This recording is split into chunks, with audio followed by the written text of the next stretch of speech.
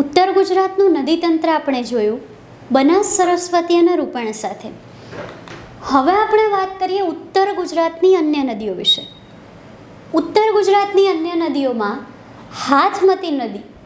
હવે તમને ખબર જ છે કે ભાઈ હાથમતી પોતે પોતાનું સ્વતંત્ર અસ્તિત્વ માત્ર ને માત્ર સાબરકાંઠા જિલ્લાના હિંમતનગર સુધી જ ધરાવે છે.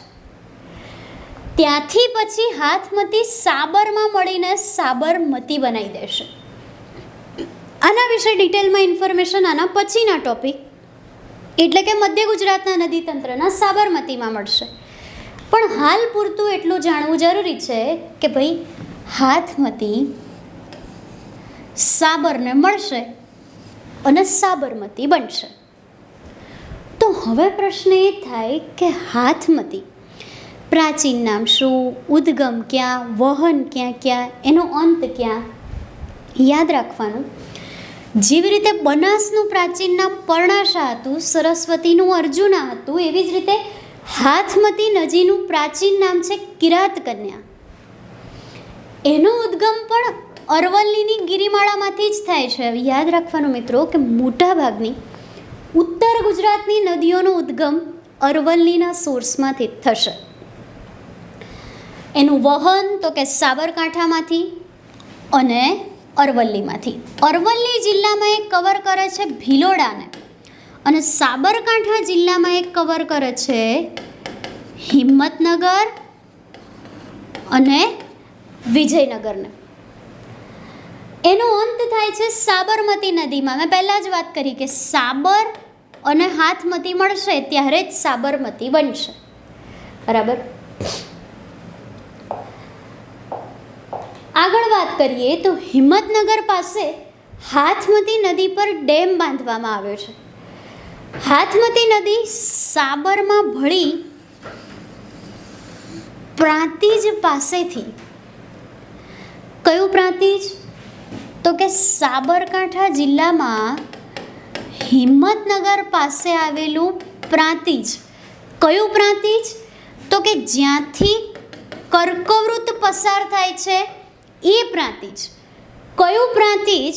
તો કે એ પ્રાંતિજ કે જ્યાં હાથમતી સાબરને મળશે અને સાબરમતી નદીનું વાસ્તવિક ઉદ્ગમ સ્થાન બનાવશે. હું એવું નહીં કહેતી કે ઢેબર સરોવર સાબરમતીનું ઉદ્ગમ સ્થાન સાચું નથી, પણ ત્યાંથી સાબર આવશે. જ્યાં સુધી એને હાથમતી નહીં મળી રહે ત્યાં સુધી એના ઉદ્ગમ સ્થાનને તમે સાચું હાલ પૂરતું ગુજરાતનું નહીં કહી શકો.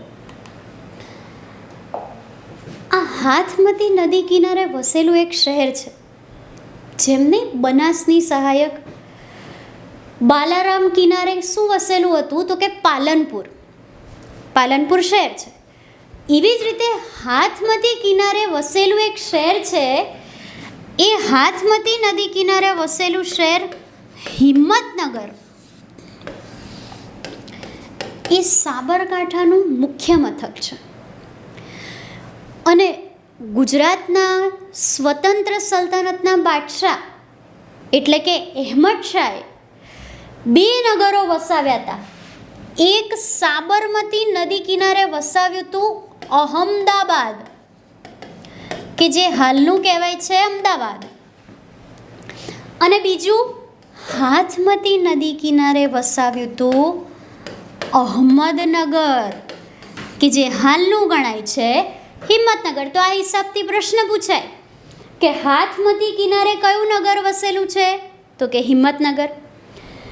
હાથમતી નદી કિનારે વસેલા હિંમતનગરનું જૂનું નામ શું? તો કે અહેમદનગર, કે જે અહેમદ શાહે અહેમદનગરના નામે અહેમદાબાદ અને અહેમદનગર વસાવ્યું હતું. અને નેક્સ્ટ આવે છે છેલ્લે હરણાવ નદી. હરણાવ નદીની વાત કરીએ તો હરિણી અથવા તો હિરણ્યાક્ષ તેના અન્ય નામો છે. ઉત્તર ગુજરાતની મોટાભાગની નદીઓનું ઉદ્ગમ સ્થાન કયું છે? તો કે એ છે અરવલ્લીની ડુંગરમાળા, એટલે ત્યાંથી જ નીકળશે.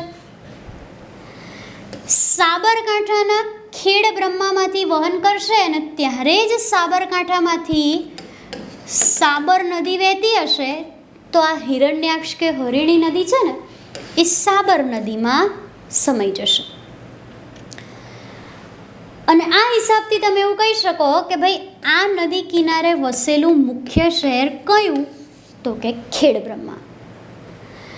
ખરેખર જોવા જઈએ તો હિરણ્યાક્ષી, ભીમાક્ષી અને કૌશાંબી આ 3 નદીઓ ભેગી થઈને હરણાવ નામની મુખ્ય નદીને જન્મ આપે છે.